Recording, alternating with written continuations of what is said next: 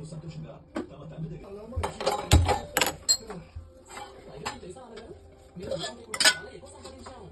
భగవంతుడి దయ వల్ల మీరు ఇంకా కష్టపడాలి, సంతోషంగా ఉండండి. భూవల్ ఇంకా ధవల్ వెళ్ళిపోయిన తర్వాత బర్కా దీనదయాళ్ దగ్గరికి వెళ్ళింది.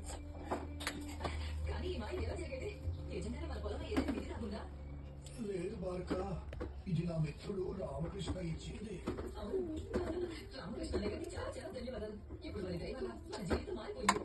ఇంకా ధవల్ కష్టపడి పనిచేసే మార్గంలో నడక సాగించాడు.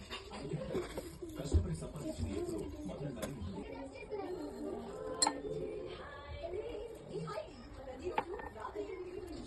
స్వామి, నా బట్టలు వేసే మెషిన్ వర్షం వల్ల పారిపోయింది.